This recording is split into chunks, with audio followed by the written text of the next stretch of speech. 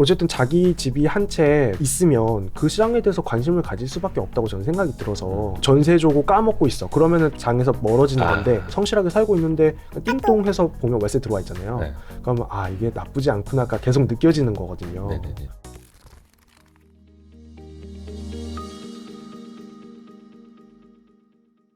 (2023년에) 부동산 경매 투자를 주목해야 된다는 분들이 많으세요. 네네네. 그러니까 희비가 굉장히 엇갈리는 건데 한계에 부딪힌 분들이 이제 경매로 좀 넘기는 경우가 네네네. 많아지고 있고 그걸 주시하는 분들 입장에서는 좋은 매물이 싼 값에 경매 매물로 많이 넘어오니까 그거 현찰이 있는 사람들 그거 준비해야 된다. 이렇게 또 그래서 경매를 공부하시는 분들이 계시더라고요. 네, 맞습니다. 되게 다시 말씀드리면 희비가 엇갈리는 거긴 한데 그래도 맞아요. 우리가 조금 준비하고 미래를 대비하자라는 입장에서 빌라 경매 네. 콘텐츠를 좀 한번 만들어 보려고 하고 있고요. 지금도 그럼 경매 계속 알아보고 계세요? 그럼요. 이거는 평생 해야 되는 거라고 생각을 하고 평생? 있어요. 그 요즘에도 법원 자주 가요? 한 달에 법원에? 한 2번 정도는 최대한 맞춰서 살 때까지. 직장인이잖아요. 그 뭐 평일에만 연차도 하잖아요. 있고. 네, 맞습니다. 경매 네. 법원은. 네네네. 그러면 뭐 연차나 반차를 내고 계속 하는. 네네. 열심히. 맞습니다. 그리고 요즘에 경매 법원 분위기는 좀 어때요? 그 물건들이 훨씬 더 많이 쏟아지고 있는지 아니면 경매를 좀 사려는 사람들이 더 많아지는지. 이게 앞에서 말씀 살짝 해주신 것 같이 이제 뭐 희비가 엇갈린다고 해주셨잖아요. 근데 예를 들면은 이제 뭐 금리의 영향을 많이 받는 좀 상가라든지 아파트라든지 그런 애들은 금리가 좀 많이 낮아졌을 때는 가격이 이제 좀 급격하게 상승을 하고 또 이제 지금같이 금리가 조금 올라가는 시기에는 그거에 이제 영향을 많이 받아서 네. 가격이 좀 하락하는 영향이 있어서 네. 그걸 노리고 이제 뭐 경매에 참여하시는 분들이 많이 계셔서 그거에 따라서 좀 이렇게 과열되고 그럴 수가 있다고 생각을 하는데 빌라 같은 경우는 이게 뭐 장점일 수도 있고 단점일 수도 있는데 제가 보기엔 항상 꾸준한 것 같습니다. 이거는 워낙 제가 사는 것 같은 경우는 뭐 3천만 원에서 6천만 원, 뭐 1억 미만으로 언제든지 살 수 있는 물건들이 많기 때문에 굳이 뭐 금리의 영향을 받지 않고 항상 꾸준히 나오고 있어서 제가 아까 말씀드린 것 같이 이제 만약에 정말 뭐 금리 영향을 많이 받았으면 제가 3번 갔을 때 3번 다 샀어야지 맞는 거거든요. 근데 많은 분들이 관심을 갖고 또 계속 꾸준히 입찰을 하는 거 보면은 크게 영향을 받지 않는 거 아닌가 이렇게 오히려 생각이 듭니다. 여전히 빌라 경매는 입찰자들이 많아요. 입지나 미래에 좀 더 좋아질 것 같다 이런 데는 좀 더 과열이 되고 약간 외진 데는 좀 덜 하긴 한데 그래도 이제 저같이 기본적인 수익률을 생각하고 입찰하시는 분들은 꾸준하게 있기 때문에 가면 뭐 무조건 된다 이런 건 좀 아닌 것 같고 이제 그래도 꾸준히 관심 갖고 입찰을 해주셔야 가능성이 있다 이렇게 생각을 합니다. 또 그 바닥 이제 선수들 선수랄 것까지는 없지만 워낙 또 이제 빌라 경매가 그래도 뭐 경매에 다양한 분야들이 있지만 뭐 토지도 있고 상가, 뭐 공장 이렇게 다양하게 있지만 그 중에서도 주거용이 제일 쉬운 편이고 아파트 다음으로 쉬운 게 또 빌라에 해당이 되기 때문에 뭐 아주 난이도가 높진 않거든요. 네. 그래서 좀 뭐 쉽게 접근할 수 있어서 많은 분들이 좀 도전을 하지 않나 이렇게 생각이 들긴 합니다. 그래도 뭐 지금도 뭐 수익률 뭐 8% 9%는 쉽게 달성할 수 있거든요. 그래요? 대출 없이 사도.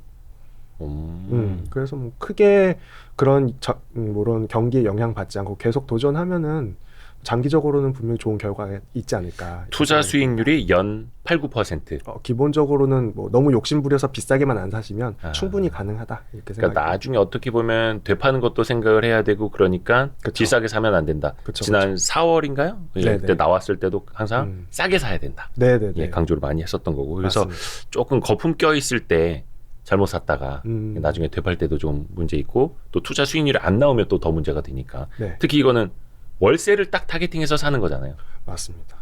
그리고 워낙 제가 전에도 한번 말씀드렸던 것 같이 뭐 직장인들이 편하게 시간 내서 아무 때나 방문해도 좋은 물건들이 항상 나오는 게 빌라거든요. 빌라 경매. 그렇죠. 예. 경매에서 빌라는 항상 좋은 물건들이 뭐 꾸준히 보시기만 하면 계속 나오기 때문에 뭐 굳이 너무 이거 한 물건에 너무 집착을 하셔서 높은 가격에 입찰하는 건 좀 리스크가 있지 않을까 이렇게 생각이 들고 그냥 여러 번 도전해서 그 중에 하나를 받으면 그게 더 나중에는 좋은 결과가 있지 않을까 저는 이렇게 생각을 하거든요. 뒷부분에 좀 주의해야 될 사항도 또 한번 더 여쭤볼게요. 네.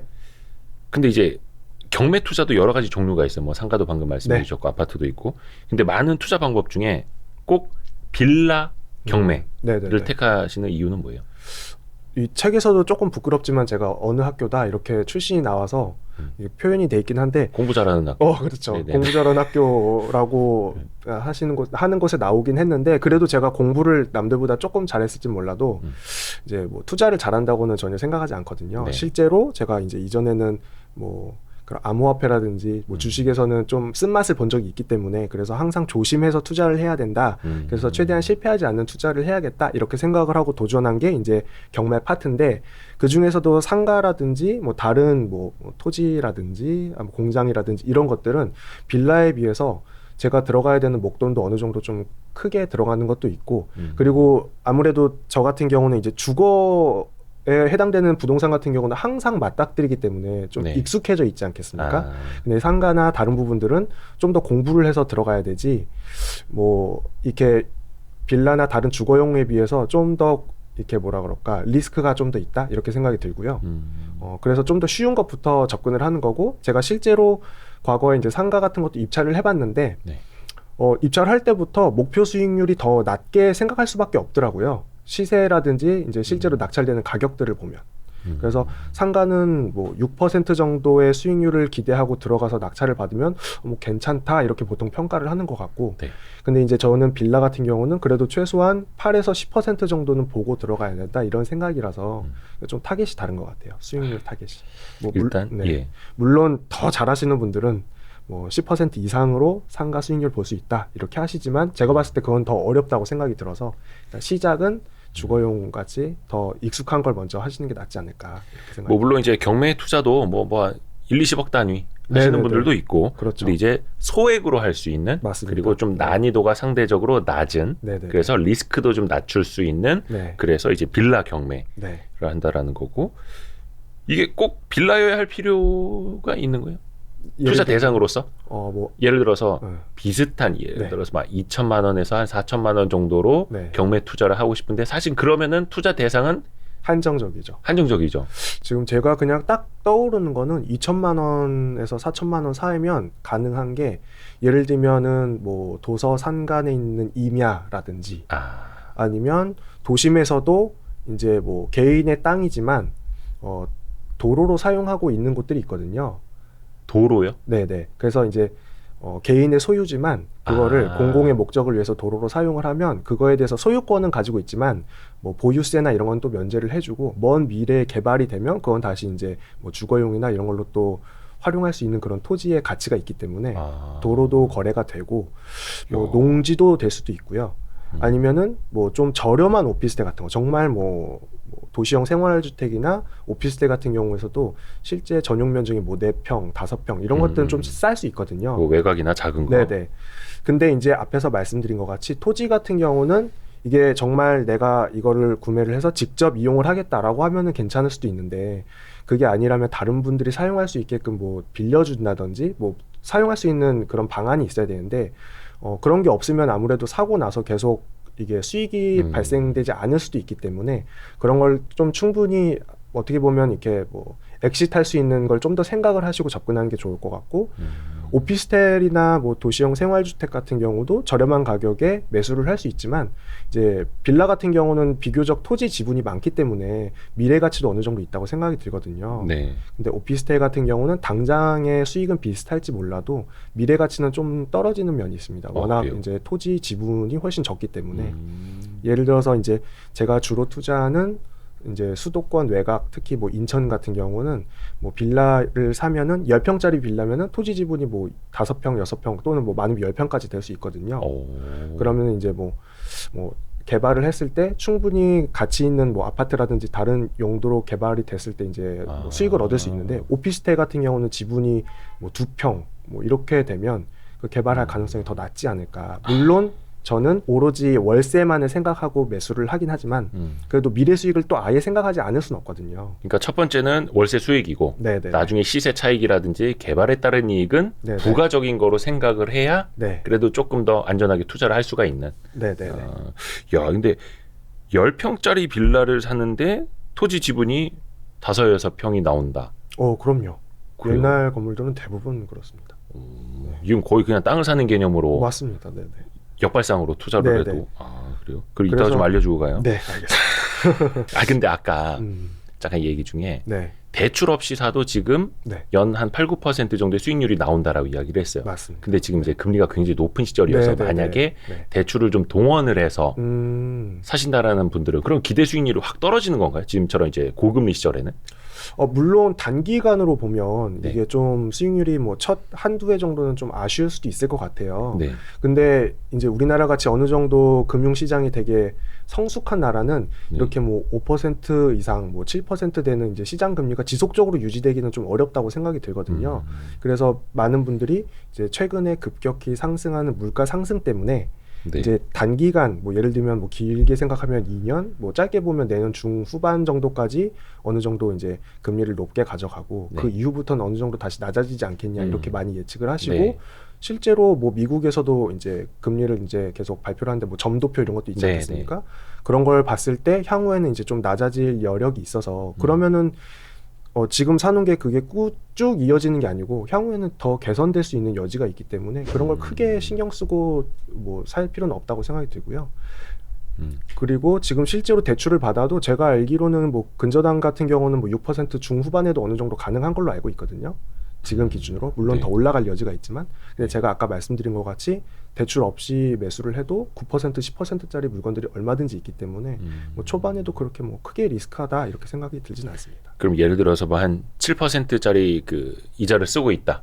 그러면 기대 수익률은 한 2, 3%로 훅 낮아질 수도 있는 그 금융 비용을 감안을 하면 뭐 단순히 산술 계산하면 그럴 수 있죠. 네네네. 좋습니다. 그래서 이거는 본인의 어떤 잉여 자금으로 하느냐, 레버리지를 동원을 하느냐, 그 차이에 따라서 이제 본인의 전략하고 좀 연계가 될 테고, 그 경매 투자를 해도 대출이 나오기는 나오죠. 그렇죠. 경매가 특히 더 대출이 일반 매매에 비해서는 더 잘 나오죠. 뭐 LTV 이런 거? 그런 거는 제가 알기로는 아직은 일반 매매하고 거의 동일하게 반영이 되는 걸로는 알고 있는데, 이제 뭐 최근에 이제 서울을 제외한 경기도나 인천 지역 같은 경우는 규제가 해지가 됐기 때문에 어느 정도 대출을 좀 더 활용할 여지가 있을 것 같고 저 같은 경우만 해도 이제 뭐 기존의 근로소득에다가 이제 월세 소득까지 합쳐서 어느 정도 소득이 나와주고 있는데 그거에 비해서는 제가 지금 받고 있는 대출이 되게 뭐 많지 않은 편이거든요. 그래서 제가 지금 계산을 해봤을 때는 지금의 2배 이상의 대출을 훨씬 더 많이 사용할 수 있는 여력이 있다. 대출 여력. 그러니까 뭐 DSR 같은 거 봤을 때 개인적으로 봤을 때 이제 근데 그런 걸 제외하고라도 이제 원래 규제가 있을 때는 본인의 1주택 제외하고 추가로 주택을 이제 매수를 하실 때는 근저당을 더 활용할 수 없는 상황이었는데 이제 규제가 없어지다 보니까 자신의 소득에 따라서 추가로 대출을 활용할 수 있는 여력이 있는 거죠. 근데 앞에 말씀해 주셨던 부분을 살짝 정정을 한다면 어쨌든 간에 이제 제가 매수하려는 빌라가 만약에 이제 대출을 활용하지 않았을 때 순수하게 10% 수익률을 기대할 수 있는데 근저당을 받았을 때 예를 들어서 뭐 금리가 뭐 6.5에서 7%다. 그러면 이제 3%만 먹는다기보다는 사실 제가 그렇게 해서 대출을 받아서 제 자본이 최소한으로 들어갔고 만약에 보증금을 조금 일부 받아서 제 돈이 아예 안 들어갔다면 그건 수익률이 무한대인 거잖아요, 사실은. 그게 레버리지 효과죠. 레버리지 효과죠. 근데 이제 제가 생각했을 때는 장기적으로는 어차피 금리가 뭐 계속 오르지는 못할 것 같다. 이렇게 생각. 그런 계산이라면. 혹시 우리 바오밤 나무님은 개인 명의로 쭉 사시는 거야? 아니면 법인을 만들어서 하시는 거야? 부동산 투자 어떻게 하시는 거야? 제가 지금으로는 아직은 이렇게 막 규모가 많진 않다 보니까 법인을 딱히 고민하고 있진 않은데 9개, 10개 있는 걸로 알고 있는데 그게 그래도 이제 제가 이제 개인적으로 별도로 보유하고 있는 이제 주거용 아파트가 하나 있고 나머지로 갖고 있는 빌라 이제 전에는 10채였는데 지금 이제 9채가 됐거든요. 하나 팔았어요? 네, 하나 팔았습니다. 그래서 이제 9채까지 포함해서 총 10채를 합해도 뭐 종합부동산세 대상이 아직 안 돼서 그러니까 완전 소액 이렇게 투자를 하다 보니까 또 그거는 공시지가도 좀 낮을 테고 시세는 6천인데 뭐 공시지가는 뭐 2,500 이런 수준이라서 그래서 아직은 멀었습니다. 근데 거기에서 이제 월세 수입을 쭉쭉 뽑아내고 있는. 그거는 지난번에 몇 채 어떻게 투자했고 월세는 얼마큼 받고 요거는 지난번 영상 참고해 주시면 감사하겠습니다. 왜냐면 그건 이미 했던 이야기여서 또 반복하기는 좀 그래서 저희가 그 링크 같이 남겨드릴게요. 고정 댓글에. 좋은 빌라를 찾아서 싸게 사야 되는데 이건 뭐 제가 아무것도 모르는 상태에서 책을 써도 그렇게 하라고 얘기를 하겠죠. 근데 여기서 말하는 좋은 빌라란 어떤 걸 말하는 걸까요? 생각을 해야 되는 게 저희가 투자하는 목적이 있잖아요. 그래서 이제 예를 들어서 뭐 아파트라든지 뭐 단독주택에서 우리 가족과 함께 살겠다 이러면은 정말 뭐 다양한 면들을 봐야 되지 않겠습니까? 네, 그렇죠. 뭐 교통, 입지, 뭐, 교통, 네, 뭐. 입지, 교통, 뭐 집에 해가 많이 잘 들어오고 뭐 그런 걸 다양하게 봐야 되고 뭐 마트라든지 학교라든지 이런 걸 봐야 되는데 그런 게 아니고 이제 저희는 정말 뭐 단순하게 말을 하면 돈을 벌기 위해서 경매를 진행을 하는 거다 보니까 특히 월세 수익. 네, 예. 투자를 하는 거다 보니까 이곳에 사람이 들어올 만한 여력이 되겠다, 조건이 되겠다라고 하면은 수익률 하나만 보고 투자를 하면 된다고 생각을 하거든요. 아하. 근데 이제 뭐 예를 들면은 그 집의 조건이라든지 주변 환경이 좀 다른 뭐 예를 들어 100m, 500m 안에 있는 다른 빌라에 비해서 좀 조건이 안 좋다. 예를 들면은 뭐 주변은 평지인데 거기만 높은 언덕이고 거기서 내가 사려는 데가 또 3층, 4층이다. 예. 이러면은 조금 경쟁력이 떨어질 수 있거든요.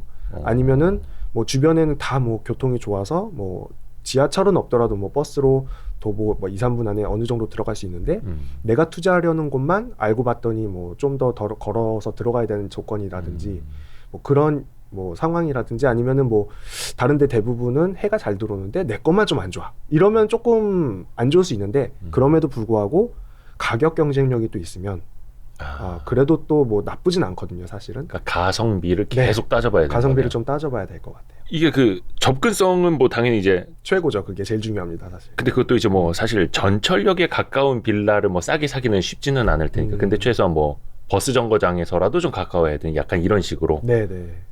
근데 층수는 3층, 4층을 사람들이 별로 안 좋아해요? 3층, 4층을 딱 안 좋아한다기보다 예를 들면은 끝층을 좀 안 좋아하는 경향은 있어요. 추워서.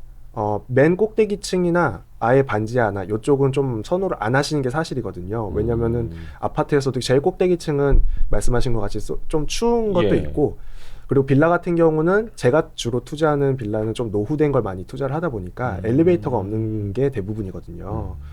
그러면 이제 예를 들면 구도심에서 좀 이렇게 어느 정도 노후된 빌라 같은 경우는 1층이나 2층 같은 경우는 꼭 젊으신 분, 뭐 다리가 튼튼하신 분이 아니고 어르신들도 혼자 사시거나 이제 두 분이 같이 사시는 분께도 얼마든지 임대를 줄 수 있어야 되는데 뭐 살짝 언덕진 곳에 4층이면 그런 분들은 좀 저희가 모시기가 어려운 상황이니까 좀 임대를 놓는 대상이 좀 한정된다. 요 그러니까 정도로 생각해 들어올 주시면 만한 사람들의 풀이 넓어지는 그 매물을 네네. 선호한다라는 거구나. 네네. 근데 이것도 뭐 너무 거기에 또 매몰되면 안 되고 그럼에도 그것도 가격. 네 그럼에도 뭐 다른 거에 비해서 뭐 한 30% 싸게 살 수 있는 경쟁력이 있으면 뭐 충분히 들어가도 되는 상황이 되는 거죠. 항상 조건뿐만이 아니라 네. 가격 대비, 네, 가격 대비 계속 생각을 해야 되는 거네요. 네네네. 좀 약간 그런 것도 있네. 왜 아파트는 1층이 조금 더 저렴하잖아요. 네네. 빌라는 1층이 더 저렴하고 이런 건 없어요? 2, 3층에 비해서 1층을 좀 덜 좋아할 수도 있다고는 생각이 드는데 네네. 1층 밑에 반지하가 있으면 1층의 효과가 살짝 떠 있구나. 네네네. 살짝 떠 있기 때문에 혹시 그런 부류도 있나요? 그러니까 빌라 투자를 하면 좀 좋을 사람. 근데 빌라 투자를 하면 안 될 사람. 이게 있을까요, 혹시나? 빌라 왜냐면 투자를 이제 하면 안 될 그냥 사람. 월세 수익만 기대하는 건 누구나 기대를 할 수가 있는데 네네네. 이게 또 괜히 했다가 또 후회하실 수도 있으니까. 기존에 뭐 크게 자산이 있었던 분들, 예를 들어서 뭐 서울 주요한 지역에 고가 주택이 있으신데 이게 한 4, 5년 보유를 하고 계셔서 이제 뭐 매도를 했을 때 양도 차익이 뭐 몇 억 발생하게 되는 상황이 됐어요. 근데 1주택자일 때 몇 년 이상 또 보유를 하고 계시면 세금을 감면받는다거나 그런 효과가 있을 수 있고 네. 또 뭐 요즘 같은 경우는 종부세도 이슈가 될 수 있으니까 그런 분들 같은 경우는 빌라를 한 채 더 가지고 있음으로써 다주택자가 되었을 때 이제 양도세를 추가로 지불해야 되는 상황이 될 수 있거든요. 그래서 그런 분들에게는 좀 더 신중하게 생각을 해보셔야겠다. 근데 그럼에도 불구하고 아예 장기적으로 많이 늘리겠다라고 하면은 그게 더 수익이 될 수 있다고 저는 생각이 드는데 뭐 단기적으로 뭐 이사를 가야 된다거나 아니면 매도할 의향이 있으시다. 그러면 좀 더 고민을 해보셔야겠다. 좀 이렇게 생각이 듭니다. 요 책에도 그런 분들이 좀 나와 있죠. 그런 부분이 멘트가 있고 이제 다른 내용들도 있는데 예를 들면은 뭐 빌라 투자 같은 경우는 사실 다른 투자에 비해서 조금 초반에 좀 번거로운 일이 좀 생길 수도 있거든요. 네. 저 같은 경우는 이제 주변에 많이 친해진 공인중개사분들이라든지 그런 분들께 뭐 문제가 생겼을 때 한번 방문해 주세요 이럴 수 있는데 처음에 한두 채 갖고 있을 때는 그런 노하우가 없으시다 보니까 직접 방문을 해서 예를 들면 뭐 여기에 문제가 있으니까 좀 수리가 필요합니다 라고 하는데 뭐 3, 4만 원이면은 그냥 해드리겠지만 이게 네. 뭐 4, 50만 원 들어가는 건이 생길 수도 있잖아요. 네. 그러면 직접 가서 한번 보고 수리를 결정해야 되는 상황이 될 수도 있으니까 그런 번거로운 일들을 생각했을 때는 난 좀 빌라 투자를 함으로써 시간이 초반에 좀 뺏기는 게 너무 아까울 것 같아. 이런 생각을 갖고 계시면은 조금 꺼려질 수도 있을 거라는 생각이 들긴 하거든요. 근데 저는 이제 이미 여러 채를 보유를 하고 있고 장기간 투자를 하다 보니까 그런 상황에 있어서 뭐 어떤 분한테 뭐 요청을 해야 빨리 해결한다든지 그런 걸 이제 알고 있는데 초반에는 직접 맞닥뜨려서 공부하는 과정이 필요하잖아요. 이제 그런 게 좀 내 성격에 안 맞겠다. 아니면은 뭐 임대인으로서 임차인을 많이 만나는 게 좀 껄끄럽겠다. 이러시면은 조금 고민해보고 투자를 하셔도 되지 않을까. 네. 뭐 흔히 MBTI에서 I이신 분들은 네네네. 사실 좀 임차인하고 조금 네. 부딪힐 네네. 수도 있고 뭐 하니까 스트레스를 초반에 좀 받으실 수도 있을 것 같아요. 사실 근데 저 같은 경우는 거의 뭐 분기에 한두 번 카톡하는 게 다긴 한데 또 초반에는- 의외로 자주 연락이 오진 않는다 하더라고요. 왜냐면 그 임차인들이 임대인한테 연락하는 걸 부담스러워한대요. 거의 안 옵니다. 네, 거의 뭐 네. 보일러 고장 나거나 네, 뭐 네, 수도 네. 터지거나 이럴 네. 때 아니면은 네, 맞아요. 그래서 또 이렇게 임대 사업을 많이 하시는 분들 입장에서는 임차인들하고 밀당도 정말 잘하시고 임대인한테 예. 연락 오는 것도 되게 싫어하시는데요. 왜냐면 저 같은 경우는 절대 그런 얘기를 안 하는데 다른 분들 같은 경우는 뭐 한 2년 됐으니까 월세 5만 원 올려라, 10만 원 올려라 네. 이런 연락이 올 수도 있잖아요. 근데 네네네. 되게 불안해하시거든요, 사실은. 아, 근데 저 같은 경우는 월세 올린다고 할까봐. 네네, 저 같은 경우는 웬만하면 동일한 임차인분께는 뭐 중간에 막 뭐 한 4년 됐으면 올려달라고 하는데 2년 됐을 때 올려주세요. 잘 이러진 않아서 저한테는 크게 부담스러워하진 않으시더라고요. 아, 좋은 임대인. 그러면 빌라 투자를 하면 좋은 사람, 권장하는 사람은 어떤 군이 될까요? 아무래도 지금 이제 뭐 사회 초년생이셔서 돈을 한 뭐 7천만 원, 1억 요 정도까지 이제 막 열심히 해서 모으셨는데 네. 어디에 투자해야 될지 좀 고민이시다. 그러면 이제 뭐 경매나 뭐 부동산, 빌라 이런 쪽보다는 먼저 주식이나 뭐 암호화폐 쪽에 먼저 컨택을 하실 수가 있잖아요. 소액으로 할 수 있는 네, 것들. 소액으로 할 수 있고 쉽게 거래할 수 있고 뭐 시세 차익이 나거나 손해가 났을 때 빨리 결정이 될 수 있으니까. 그래서 그런 데 먼저 부딪히시고 나서 그게 잘 맞는다. 그럼 계속 하시겠지만 좀 안 맞는다고 하면 또 새로운 길을 찾으실 수 있잖아요. 네. 근데 이제 아예 뭐 내 돈이 500, 1000밖에 없어라고 하면 시작하기 어렵겠지만 그래도 뭐 한 5천 정도 모으셨으면 요즘같이 대출을 좀 활용할 수 있으니까 그럴 때는 뭐 한 두세 채 정도 이제 꾸준히 하실 수 있지 않을까. 그래서 사회 초년생인 분들 그리고 이제 막 아주 자산을 많이 모으진 아직 않으신 분들 그런 분들은 이제 좀 슬슬 시작해 보시면 좋지 않을까 이렇게 생각이 들고 근데 만약에 내가 이런 빌라 경매보다는 정말 뭐 앞으로도 계속 청약이 더 중요하겠다 이렇게 생각하시면은 아무래도 유주택자가 됐을 때 좀 불리한 면이 있으니까 그런 건 그렇죠. 좀 고민해 볼 필요가 있고요. 근데 이제 뭐 지금같이 좀 부동산 시장이 얼어붙은 상황이면 오히려 뭐 주택 가격도 막 하락하는 상황이어서 저는 솔직히 이게 막 엄청 오래 갈 거라고 생각이 들진 않지만 만약에 이런 상황이 오래 가면 청약에 대한 메리트도 사실은 없는 거거든요. 그때는 뭐 마이너스 피도 생기고 과거에는 그렇죠. 그랬으니까. 예. 네, 그런 거는 이제 본인이 어느 정도 스스로 판단을 해보실 필요도 있다고 생각합니다. 빌라 가격도 부동산 침체기에 같이 떨어질 수 있잖아요. 아, 네, 뭐 그렇죠. 물론 이제 그 부동산 시장이 좋을 때는 사실 입지 좋은 아파트가 많이 오르고 빌라 같은 경우는 또 아파트 오르는 상승률 대비 좀 못 오른다라는 편견들도 있고 네. 그런 건 어때요? 그러니까 시세 변동을 목적으로 사는 건 아니지만 그래도 네, 네, 인간인 이상 네. 예, 좀 따져보게 되니까. 이게 제가 주로 투자하는 빌라는 그래도 25년에서 30년 정도 된 되게 좀 노후한 빌라다 보니까 네. 어느 정도 건물에 대한 가치는 감가가 끝나 있는 상태거든요. 그래서 제가 아까 말씀드린 것 같이 빌라를 사는 건 토지를 사는데 그 위에 건물이 얹혀져 있어서 월세를 받는데 미래에는 토지의 가치를 제대로 평가받을 수 있는 그런 걸 투자를 한다는 마음가짐인데요. 근데 만약에 예를 들어서 이게 신축한 지 뭐 3년, 4년, 5년 됐으면 네. 이 토지의 가치보다는 건축물의 가치가 더 많이 평가가 되어 있는 그런 빌라일 수가 있거든요. 네. 그러면은 요즘 흔히 말하는 뭐 갭 투자로 뭐 500채, 1000채 갖고 계신 분이 뭐 연락이 안 된다 이런 얘기가 있잖아요. 그렇죠. 전세 사기. 네, 네. 그러면은 이제 그게 뭐 주택 가격이 상승하는 시기고 뭐 갭이 뭐 500만 원 미만 뭐 없다. 네. 이러면은 그분이 뭐 나중에 돼서는 뭐 성공하실 수도 있겠지만 네. 지금같이 좀 침체기에 전세 가격이 하락하는 상황이면 그게 예를 들어 뭐 500채를 갖고 계신데 뭐 한 30년만 이사를 가셔도 이미 파산하는 상황이 되는 거거든요. 이제 그런 상황의 빌라는 아무래도 토지 가치보다는 건축물의 가치니까 이미 사실은 그건 개발이 끝나 있는 30년, 40년간은 개발을 못하는 그런 빌라니까 그런 빌라보다는 저같이 노후된 빌라여서 토지 가치를 좀 더 보고 토지를 샀는데 건물이 있어서 월세도 받을 수 있어. 근데 그게 수익률이 10%야. 라는 마음가짐이면 더 좋지 않을까. 네, 그러니까 어떤 분들은 아니 빌라 사는데 그러면 뭐 5년 10년 된 거 사면 되지 왜 25년 30년 된 거 막 어떤 분은 이제 그걸 썩빌이라고 좀 이렇게 줄여서 안 좋은 느낌으로 좀 부르시기도 하는데 네. 그러면 그거 나중에 뭐 보일러 터졌다 물 샌다 뭐 수리해줘야 될 것도 많을 것 같고 왜 이렇게 피곤하게 투자를 하느냐라고 하실 수도 있는데 네네네. 사실 알고 보면 그는 건물 가치가 아니라 토지 가치를 더 본다라는 거죠. 그렇죠. 근본은 그렇게 생각을 해주시면 될 것 같습니다. 근데 실제로 25년 30년 된 빌라를 사면 네. 상대적으로 귀찮은 일은 더 많이 생길 수는 있잖아요. 그렇죠. 5년 10년 된 것보다는. 네네네.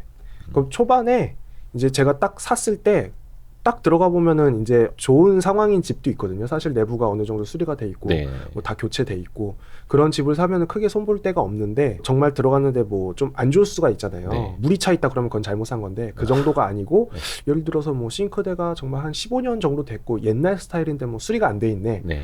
화장실도 가보니까 뭐 도기도 많이 좀 이렇게 지저분하고 뭐 그런 상황이면 그게 사실은 어느 정도 다 갈아엎는 수준이 아니면 어느 정도 수리를 해도 10평 정도 빌라면은 4,500이면 충분하거든요, 사실은.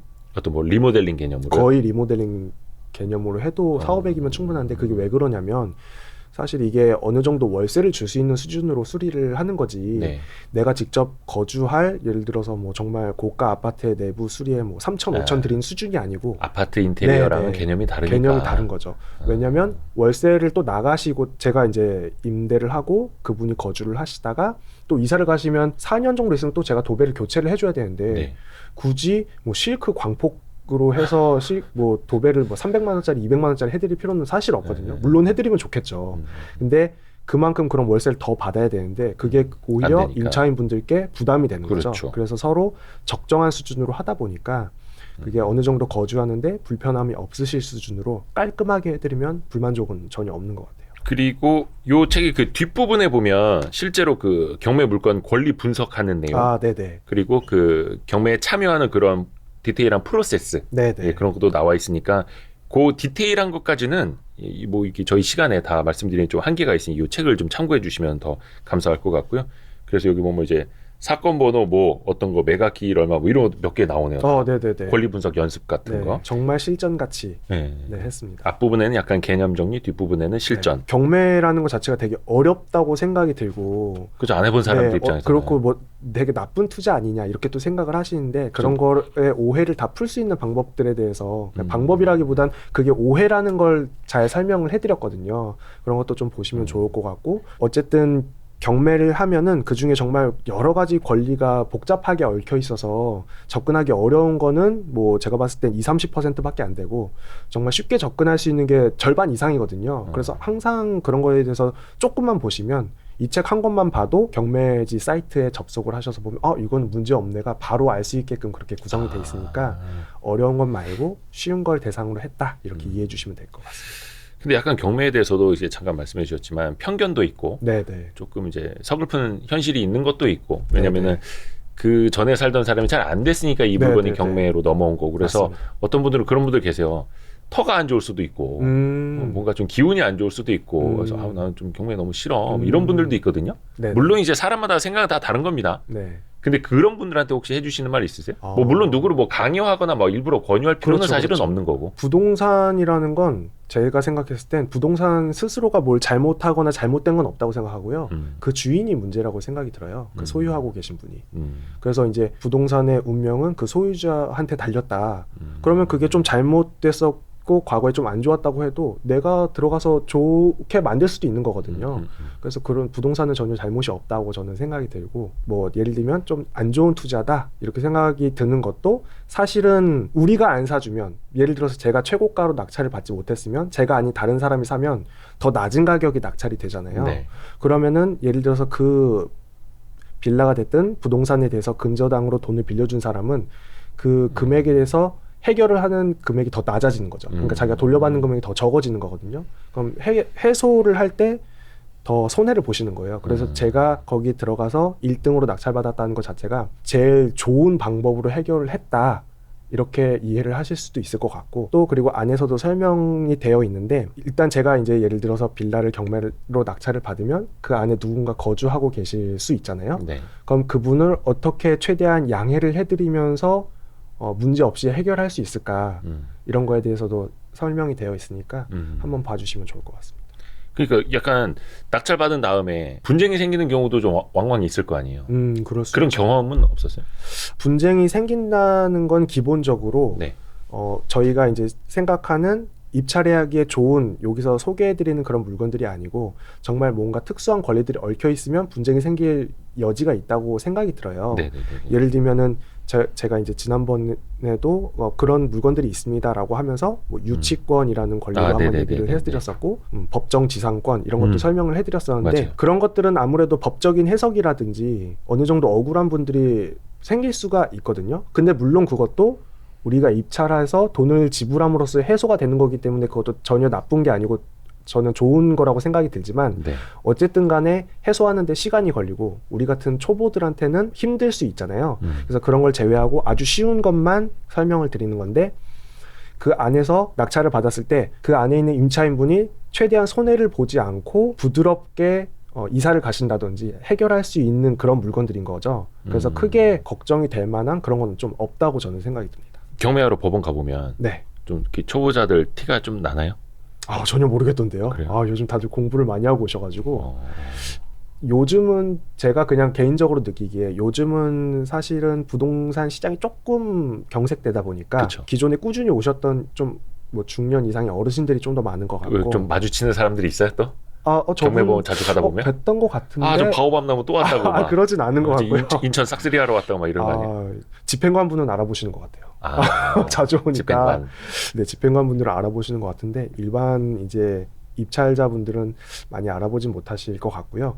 어쨌든 요즘은 좀 중년 이상의 어르신들이 많이 오는 것 같은데 사실 2년 전에 정말 뭐 코로나 시즌 그때는 부동산이 막 급격히 상승하다 보니까 되게 젊은 분들 많이 왔었거든요. 90년도 중후반으로 보이는 딱 봐도 20살 막 넘으신 분들이 아까 꽤 부동산 오셨어요. 활황기에 네네네. 경매로 뭐 빌라 이렇게 네네. 사려고 하는 분들 네, 뭐 꼭 빌라가 아니더라도 아파트가 다양한 됐든. 물건에 대해서 많이 입찰을 하셨었는데 그러면 이제 제가 딱 봐도 이제 경매 입찰을 할 때 그 봉투를 집어넣는 함이 있거든요. 네. 그냥 투명해가지고 대충 볼 수 있는데 그때는 정말 사람이 많이 오면 그 함이 부족할 정도로 꽉 차요. 그래서 열 때 그 안에서 일을 해주시는 공무원분들, 제가 정확히 어떻게 불러야 될지 모르겠지만 그분들이 정리를 하시는데 정리만 해도 한 20분이 걸릴 정도로 꽉 차는 거예요. 꽉 차는데 요즘은 3분의 1 이하이긴 하거든요.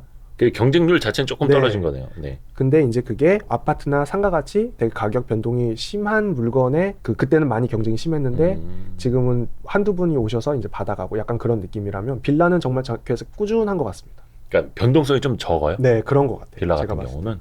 저도 뭐 경력이 아주 많지는 않다 보니까 제 짧은 소견일 수 있지만 지금은 그런 느낌입니다. 경매 법원은 처음 가보는 게 더 힘든 것 같아요. 네네. 그 처음이 뭐든지 더 힘들기는 한데 네. 이것도 그래도 아무리 소액이라고 해도 뭐 1,000단위가 넘어가는 금액이니까. 그렇죠. 그리고 또 이것도 아까 사회초년생들 같은 경우에는 본인의 이제 청약 통장 네네. 같은 것도 사실은 어떤 기회 비용일 수도 그럴 있잖아요. 그걸 수도 나중에 있죠. 이제 못 쓰게 네네. 되니까. 그래서 아마 고민을 하되 근데 나중에 빌라 경매를 많이 하시는 분들은 내가 진짜 임대 수익을 여러 가지 쭉 깔아놓고자 하는 분들이 본격화할 수 있는 투자 방식이잖아요. 그렇죠. 그러니까 일단 한번 어떻게 보면 이제 발을 들이면 네네네. 거의 이제 임대 사업자로 가는 그 루트로 보면 돼요. 그렇게 생각하면 될 것 같습니다. 그 주식에서도 장이 좋으면 막 많이 사람들이 투자를 하고 많이 들어오죠. 장이 안 좋으면 많이 떠나셔서 뭐 반 이하로 떨어졌는데 안 쳐다봐 이렇게 얘기하시는 분들 많잖아요. 맞아요. 그러면 되게 유명하신 그런 분들이 말하기를 장을 떠나면 안 돼 이렇게 얘기하시지 않습니까? 네. 부동산도 저는 사실 조금 그렇다고 생각이 드는데 그래서 빌라는 워낙 뭐 그것도 소액이라고 하지만 뭐 부담이 되실 수도 있지만 그럼요. 가장 네. 그러니까 낮은 가격으로 저기 수도권 외곽을 사도 반지하도 2-3천만 원 하지 않나요? 2-3천 그쵸. 보통은 4천은 봐야 되는 것 같아요. 요즘 3천 4천은 봐야 되는데 반지하도. 근데 월세가 오르긴 했어요 사실. 그래요? 네. 제가 기존에 30만 원 받던 거 다 지금 40만 원으로 올랐거든요. 그래서 어쨌든 그 시장을 떠나면 안 된다 이렇게 얘기를 하시기 때문에 네. 이렇게 어쨌든 자기 집이 한 채 있으면 그 시장에 대해서 관심을 가질 수밖에 없다고 저는 생각이 들어서 전세 주고 까먹고 있어. 그러면은 또 장에서 멀어지는 건데 계속 월세니까. 그냥 내 생활 하고 있고 뭐 성실하게 살고 있는데 띵동해서 보면 월세 들어와 있잖아요. 네. 그러면 이게 나쁘지 않구나가 계속 느껴지는 거거든요. 네네네. 그래서 장을 떠나지 않는 방법으로도 괜찮지 않을까 이렇게 또 생각이 듭니다. 한 달에 월세만 9번 들어오는 거죠. 바오밤나무님은 더 해야죠. 더 앞으로도 그럼요. 계획이 네네네. 혹시 뭐 목표나 이런 거 있습니까?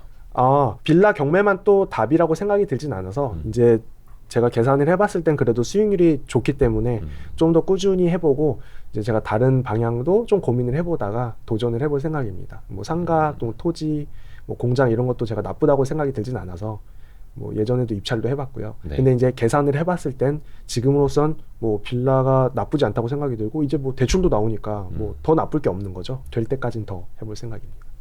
좋습니다. 마지막으로 그 뭐 좀 초보자들이 많이 하는 실수나 이런 것들은 좀 피하셔야 된다. 한마디 조언을 좀 해주실 수 있을까요? 초보자들이 근데 이제 뭐 물건을 직접 보고 공부를 하셔서 실수를 하는 건 너무 종류가 다양하고 예를 들어서 뭐 시세를 잘못 파악할 수도 있는 거고 네. 집안이 깨끗하다고 생각했는데 뭐 그렇지 않을 수도 있는 거고 그런 거는 이제 사실 가격을 적정하게만 선택을 하면은 뭐 나쁘지 않은 거거든요. 그래서 네. 자기가 생각했을 때 뭐 거의 최저가에 가까운데 내가 계산을 해보니까 수익률이 그래도 뭐 9% 10% 나와. 그러면 크게 실수할 건 없을 거라고 생각이 들고 근데 제일 중요한 건 사실 돈을 벌기 위해서 갔는데 돈을 잃으면 안 되지 않겠습니까? 그렇죠. 그래서 제 실수를 안 할 거라고 생각이 들지만 할 수도 있는 게 입찰 서류에 이제 금액을 잘못 쓰는 경우가 생길 수 있거든요. 정말 이게 뭐 그런 일이 생겨? 말도 안 되라고 하겠지만 네. 이제 가서 저도 본 적이 있기 때문에 영 하나 잘못 쓰고 그 한글로도 밑에 쓰잖아요. 한글로는 안 쓰고 이제 거기 칸이 나눠져 있어요. 아. 뭐 100억, 10억, 뭐 억, 네. 천 이렇게 각 아라비아 숫자로만. 칸이 나눠져 있는데 네. 그래서 여기 실수하지 말라고 칸까지 다 나눠서 그 칸 안에만 글씨를 쓰면 되는데 그거 실수를 하겠어라고 하는데도 실수가 생겨요. 예를 들어 3,600을 쓰려고 그랬는데 억 단위의 3자가 써 있는 거예요.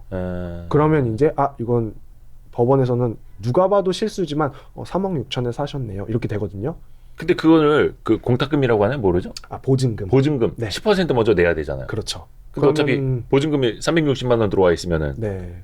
이거 아니구나. 근데 그러면 그 300만 원이 떼이는 거예요? 정말 정당한 사유가 생겨서 이걸 안 사도 되는 상황이 생기면 돌려받을 수 있는데 일반적으로 제가 말씀드리는 것 같이 이렇게 뭐 너무 쉽게 딱 봐도 이거 좋은 빌라야 라는 거는 그런 일이 생길 가능성이 별로 없거든요. 사실 예를 들어서 이 빌라는 뭐 임차인의 문제가 없어서 뭐 인수하시는 금액이 없다라고 다 해석이 되어 있는데 알고 봤더니 뭐 큰 금액을 인수해야 되는 상황이 생길 수도 있잖아요. 그럼 법원에서 이거를 뭐 취소를 받아들여 주는 경우가 생겨요. 근데 저는 그런 경우 자체가 그런 경우가 없을 만한 물건을 입찰을 하고 안내를 드리는데 근데 거기서 실수를 했어. 그러면 보증금을 날리게 되니까 근데 이건 솔직히 말하면 정말 조금만 신중하시고 시간 들여서 쓰면 초등학생도 안 하는 실수인데 그럼에도 불구하고 할 수 있는 거니까 항상 기본에 충실은 해야 된다. 요거는 좀 기억을 그렇죠. 하셔야 될 것 이거는 같습니다. 뭐 시험지 그 OMR 카드 밀려서 쓰는 맞아요. 것보다 훨씬 더 그거예요, 딱. 아니다. 그게 더 심해져요. 어떤 비슷한 게 더 것 같습니다. 그러니까 네네네. 거의 그거 아니에요. 딱 그거. 어차피 공부 못하는 애들은 밀려 써서 점수가 더 잘 나올 수도 있는데 맞아요. 이거는 이제 돈이랑 직결되는 거니까. 수험 번호를 잘못 쓰는 거지, 맞아. 아예 그냥 주소. 빌라 경매 딱 한 권으로 마스터하기 저자 바오밤나무 김민님. 네. 오늘도 유익하게 잘 들었습니다. 감사합니다. 고맙습니다. 네. 고생하셨습니다.